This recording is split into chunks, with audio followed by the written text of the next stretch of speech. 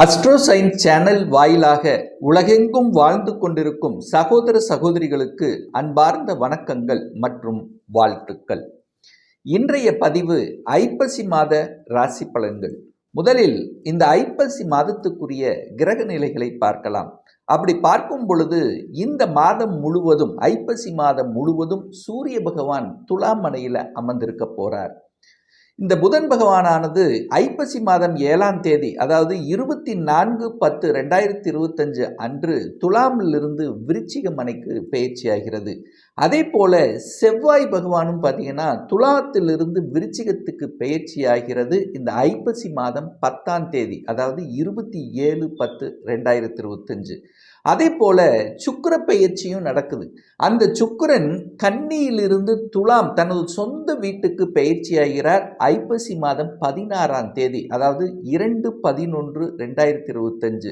அதுவும் மிக முக்கியமாக இந்த ஐப்பசி மாதத்தின் நிகழ்வு அப்படின்னா குருவினுடைய அதிசார பெயர்ச்சி, அதாவது மிதுனத்திலிருந்து கடகமனைக்கு பெயர்ச்சியாகிறார். அதாவது உச்ச குருவாக அமர்ந்து பலனை தரப்போகிறார். அதாவது ஐப்பசி மாதம் 1/18/10/2025 அன்று சனி பகவான் வக்ர நிலையில் மீனமனையிலும், ராகு பகவான் கும்பத்திலும், கேது பகவான் சிம்மத்திலும் அமர்ந்திருக்கக்கூடிய இந்த கிரக நிலைகளை வைத்துக்கொண்டு இந்த ஐப்பசி மாதம் என்ன பலன், எப்படி இருக்க போது, எதை செய்யலாம், எதை செய்யக்கூடாது என்பதை இந்த 12 ராசிகளுக்கும் தனித்தனியாக நம்ம பார்க்க போகிறோம். அதற்கு முன்னால் நம்முடைய சேனலை நீங்கள் ஃபர்ஸ்ட் டைம் பார்ப்பவர்கள் என்றால் மறக்காம சப்ஸ்கிரைப் பண்ணிக்கங்க. மகர ராசி அன்பர்களே, இந்த ஐப்பசி மாதம் என்ன பலன் எப்படி இருக்கும்னு பார்க்கும் பொழுது உங்கள் ராசிநாதன் என்று சொல்லக்கூடிய சனி பகவான் 3ஆம் இடத்துல வக்ரமாக உட்கார்ந்துருக்கார். அப்போ முயற்சி ஸ்தானத்தில் உங்கள் ராசி அதிபதி உட்கார்ந்துருக்கு. ராசியை குரு பகவான் பார்க்கிறார். ராசி அதிபதியும் குரு பார்க்குது. உச்ச பலத்தோடு இருக்கக்கூடிய குரு பகவான் பார்ப்பது நல்ல அமைப்பு. அப்போ உங்களுக்கு நல்ல சிந்தனைகளை கொடுக்கக்கூடிய அமைப்பு. மனதில் இருந்து வந்த குழப்பங்கள் விடுதலையாக போகுது. தெளிவான முடிவு எடுக்கக்கூடிய சந்தர்ப்பங்கள், பெரிய மனிதர்களின் தொடர்புகள், குல தெய்வத்தினுடைய ஆதரவு, கடவுளினுடைய அனுகிரகம், உங்கள் இஷ்ட தெய்வத்தின் ஆசீர்வாதம், இப்படி நல்ல விஷயங்கள் நடக்கக்கூடிய நல்ல மாதம். தொட்டது துலங்கும், நினைத்த காரியம் ஜெயமாகும். நீங்கள் முயற்சி எடுத்துக்கொண்டிருந்தீர்கள் அல்லவா, கடந்த சில மாதங்களாகவே நடக்கலை என்று சொல்லிக்கொண்டு ஒரு மாதிரி ஒரு சோர்வான நிலையில் இருந்த உங்களுக்கு இந்த ஐப்பசி மாதம் உற்சாகத்தை தரக்கூடிய, தன்னம்பிக்கை தரக்கூடிய ஒரு நல்ல மாதமாக அமையப் போகுது. ஏன்னா மகர ராசி என்பவர்களுக்கு 7.5 சனி முடிஞ்சிருச்சு. ஆனால் இன்னும் அந்த தெம்பு இல்லை, அந்த உற்சாகம் இல்லை. ஆனால் இப்போ இந்த ஐப்பசிலிருந்து அப்படியே உங்களுக்கு ஏறுமுகமாக ஒரு அமைப்பு. மனம் நன்றாக இருந்தால் போதும் அல்லவா, மனதில் ஒரு தைரியம் வேணும்ல, அது கொடுக்கக்கூடிய ஒரு மாதம் தான் இந்த ஐப்பசி மாதம். சார் பொருளாதாரம் எப்படி இருக்கும் சார் அப்படின்னு கேட்டிங்கன்னா, நிச்சயமாக பொருளாதாரம் ஏறுமுகம்தான், இறங்கு முகம் என்பது அமைப்புக்கே இல்லை. 2ஆம் இடத்தில் ராகு இருக்கு. ராகுன்னா பிரம்மாண்டமான ஆசையை தூண்டும், அதில் எந்த மாற்று கருத்து இல்லை. ஆனால் 2ஆம் அதிபதியாக இருக்கக்கூடிய சனி பகவானை, தனஸ்தானத்தின் அதிபதியான சனி பகவானை தன காரக கிரகமான குரு பகவான் பார்க்கிறார் உச்ச பலத்தோட. அப்போ எப்படி உங்களுக்கு பொருளாதாரம் வீக் ஆகும்? கண்டிப்பாக இல்லை. இனி ஏறுமுகம்தான். பொருளாதாரம் குடும்பத்துக்கு தேவையான தனவருவாயை தரும். குடும்பத்தில் இருந்து வந்த சில கஷ்டங்கள் அது தீர்ப்பதற்குண்டான சொல்யூஷனை கொடுக்கக்கூடிய ஒரு மாதம். கணவன் மனைவிக்குள்ள ஒரு பிரச்சனை அல்லது குடும்பத்தில் வேற ஏதாவது ஒரு பிரச்சனை இருக்கு, பணத்தை பற்றாக்குறை இருந்தது, தன்னுடைய பேச்சு கூட கொஞ்சம் நம்ம சார்ந்தவர் கூட கேட்கல என்று மன வருத்தத்தில் இருந்து கொண்டிருக்கிறீர்களவா, அதுக்கெல்லாம் இப்போ சரியாகும். உங்களை 4 பேர் புரிஞ்சுக்கக்கூடிய அமைப்பு இந்த ஐப்பசி மாதத்திலிருந்து நல்லா இருக்க போது. உயர்வை சந்திக்கக்கூடிய ஒரு காலகட்டம் நெருங்கி வந்து விட்டது அப்படின்னு சொல்லலாம் இந்த மகர ராசி என்பவர்களுக்கு. 3ஆம் இடம் வலுப்பெறுது. தன் வீட்டை குரு பகவான் தன் வீட்டை பார்க்கிறார், 3ஆம் இடத்தை பார்க்கிறார். அப்போ 3ஆம் இடம் என்பது என்ன? சகோதர காரம்.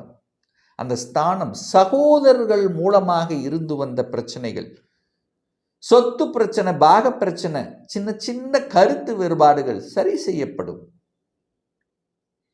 வியாபாரம் சூப்பராக இருக்க போது. புதிய நுட்பங்களை புகுத்துவீர்கள். வியாபாரத்தில் இருக்கக்கூடிய அத்தனை மகர ராசி என்பவர்களுக்கும் கூட புதிய ஒப்பந்தங்கள் கை கொடுக்கும்.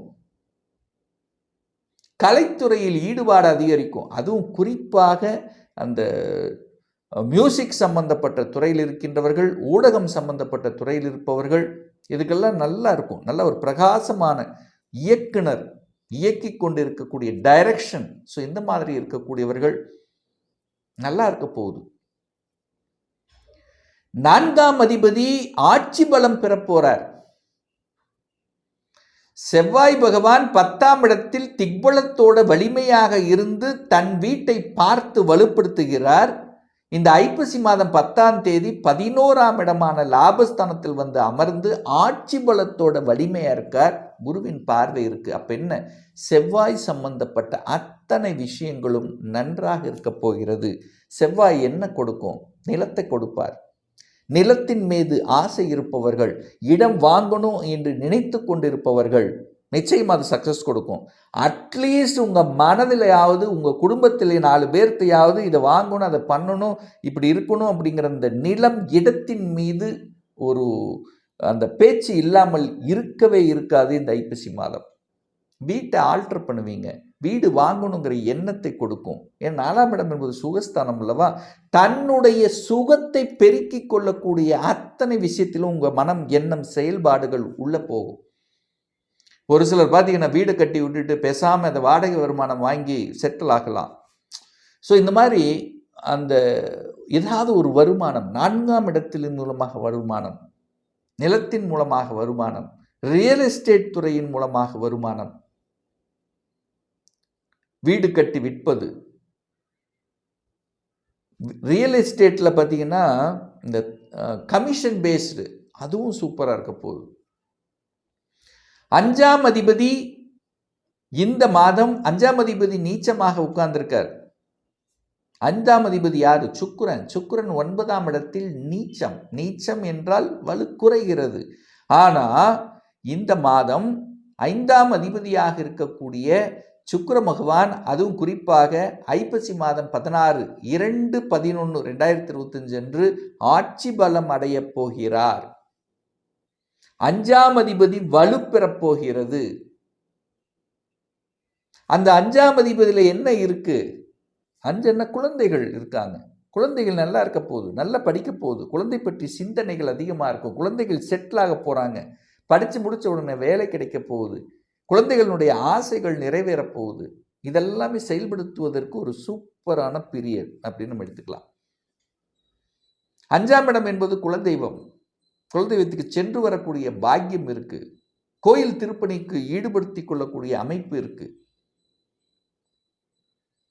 5ஆம் இடம் என்பது 5க்கும் 10க்கும் இருக்கக்கூடியவன்.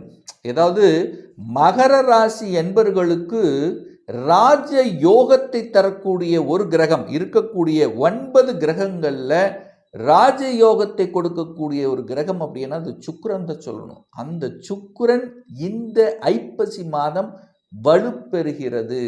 அப்போ யோகங்கள் கொடுக்கணும் அல்லவா? அந்த யோகங்கள் கொடுக்கக்கூடிய ஒரு நல்ல மாதம் இந்த ஐப்பசி மாதம். குழந்தை பாக்கியம் இல்லாதவர்களுக்கு குழந்தை பாக்கியம் கொடுப்பது, பதவி கொடுப்பது, தொழில்துறையில் முன்னேற்றங்களை கொடுப்பது, வேலையில் செட்டில் ஆக்குவது, ப்ரமோஷனை கொடுப்பது, இதெல்லாம் 5ஆம் இடத்தினுடைய வேலை நல்லா இருக்கும். 5ஆம் இடம் 10ஆம் இடம் தொழில், 5 தொழில். 5ஆம் இடம் என்பது கலைத்துறை. சுக்கிரன் சொல்ல வேண்டாம், கலைத்துறைக்கு சொந்தக்காரர் சுக்கிரன். அப்ப கலைத்துறையில் இருக்கக்கூடிய அத்துணை மகரத்துக்கும் நல்ல காலம் அப்படின்னு சொல்லலாம். புதிய ஒப்பந்தங்கள் ஏற்படுத்தி கொடுக்கும். புதுசாக என்ட்ரி ஆகணும்னா ஆர்வம் இருக்கும். விளையாட்டுத்துறையில் ஆர்வம் இருக்கும். கட்டிடம் சம்பந்தப்பட்ட, விளையாட்டு சம்பந்தப்பட்ட ஏதாவது ஒரு நல்லது நடக்கணும். பொது ஜனங்களுக்கு, அதாவது பொதுநல தொண்டு செய்யணுங்கிற ஆர்வங்களுங்கிறது நிச்சயமாக உண்டு அப்படிங்கிறது தான் இந்த இடத்துல சொல்றேன். 9ஆம் அதிபதி 10ஆம் இடத்துல உட்கார்ந்துருக்காரு. பாக்யாதிபதி 10ஆம் இடத்திலும் 11ஆம் இடத்தும் போகுது. அப்போ பாக்யாதிபதி நல்ல நிலையில் தான் இருக்க போகுது. அது குருவின் பார்வையில் இருக்க போகுது. பாக்யாதிபதி குருவின் பார்வையில். அப்போ நல்ல தன்மை தான் உங்களுக்கு கிடைக்க போகுது. அப்போ நல்ல பாக்கியம் கிடைக்கக்கூடிய அமைப்பு. 8க்குரியவன் 10ஆம் இடத்தில் இருக்கார். சூரியன் 10ல் திக்பலம் அடையுது. அப்போ சூரியன் வலுவாகத்தான் இருக்கார் அப்படின்னு அர்த்தம். அதே சமயத்தில் சூரியன் நீச்சமாக இருந்தாலும் நீச்ச பங்கமாக மாறப்போகுது. அப்போ அரசு துறையில் இருக்கக்கூடியவர்களுக்கு ஒரு சில அழுத்தங்கள், ப்ரெஷர்கள் இருந்தாலும் அது உங்களுக்கு பெரிய பாதிப்பை கொடுக்காது. ஒரு சிலருக்கு திடீர்னு அரசு துறையில் இருக்கவங்களுக்கு சேஞ்சஸும் மாற்றங்கள் கொடுக்கக்கூடிய அமைப்பும் இந்த காலகட்டம் சிறப்பு பெறும். 12ஆம் அதிபதி உச்சபலம். 12ஆம் இடம் என்பது வெளிநாட்டுக்குரிய ஒரு இடம். ஸோ அவர் உச்சபலம் இருக்கும்போது வெளிநாட்டு ஆசை இருக்குமா? இல்லை, நிறைய பேர்த்துக்கு விசா கிடச்சிரும். அப்ளை பண்ணால் விசா கிடச்சிரும். வெளிநாட்டுக்கு போகணும்னு நினச்சிங்கன்னா போகலாம். வெளிநாட்டுக்கு போயிட்டு வரக்கூடிய அமைப்புகள் அல்லது வெளிநாட்டில் செட்டில் ஆகக்கூடிய அமைப்புகள், வெளிநாட்டில் நிரந்தரமாக குடியுரிமை பெறக்கூடிய அமைப்புகள், வெளிநாட்டு தொடர்பு பெறக்கூடிய இம்போர்ட் எக்ஸ்போர்ட் சம்பந்தப்பட்ட துறைகள், வெளிநாட்டு நண்பர்கள் கிடைக்கக்கூடிய அமைப்புகள், இந்த மாதிரி நல்ல விஷயங்கள், வெளிநாட்டு தொடர்புகள், அந்நிய மதத்தினர் சார்ந்த விஷயத்தில் நல்லவைகள் நடக்கக்கூடிய ஒரு நல்ல மாதமாக திடீர் அதிர்ஷ்ட வாய்ப்புகள் கொடுக்கக்கூடிய அமைப்பு நிச்சயமாக இந்த மகரத்துக்கு உண்டு அப்படின்னு சொல்லலாம். ஒரு நல்ல தெய்வ வழிபாடு அப்படின்னு எடுத்துக்கொண்டால் இந்த ஐப்பசி மாதம் 18ஆம் தேதி 4/11/2025 செவ்வாய்க்கிழமை அன்று சந்திர பகவானுடைய ஜெயந்தி. அந்த சந்திரனுங்கிறது இந்த மகரத்துக்கு 7க்குரியவன், திருமணஸ்தானத்தின் அதிபதி. யாரெல்லாம் திருமணம் நடக்கலை, திருமணம் சார்ந்த விஷயத்தில் பிரச்சனையாக இருக்குது, கூட்டுத் தொழிலில் பிரச்சனையாக இருக்குது, தன்னுடைய மனம் பிரச்சனையாக இருக்குது, தாய்க்கு சில தொந்தரவு, ஸோ இந்த மாதிரியான இருக்கிறவங்கெல்லாம் அன்றைக்கு சந்திர பகவானை, நவ கிரகத்தில் இருக்கக்கூடிய சந்திர பகவானை சென்று வழிபடுவதும் அல்லது திங்களூரில் இருக்கக்கூடிய சந்திரனை சென்று வழிபடுவதும் அனைத்து விதத்திலும் உங்களுக்கு மேன்மையை உருவாக்கும். இப்போ நான் சொன்னது கோச்சார ரீதியாக இந்த ஐப்பசி மாதத்துக்குரிய ஒரு பொதுவான பலன்கள். இந்த ராசி நட்சத்திரத்தில் பார்த்தீங்கன்னா பல கோடிக்கணக்கான பேர் இருப்பீங்க. எல்லாத்துக்கும் ஒரே பலன் அப்படின்னா நிச்சயமாக இல்லை. ஏன்னா ஒவ்வொருத்தரும் டிஃப்ரெண்ட். ஒவ்வொருத்தருடைய ஜாதக அமைப்புகளும் தசாபுத்தியும் மாறுபடும். அதற்கு தகுந்த மாதிரி பலன்களும் மாறுபடும்.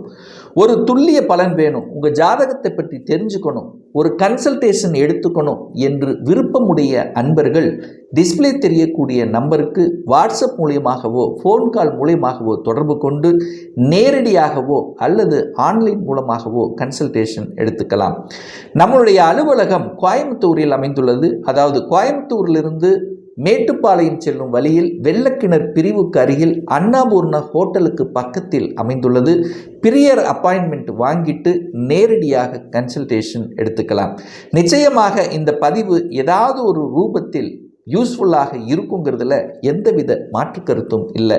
இந்த ராசி நட்சத்திர நேயர்கள் அனைவரும் வாழ்க வளர்க வளம் பெற என்று எனது வாழ்த்தினை தெரிவித்துக் கொண்டு விடைபெறுகிறேன்.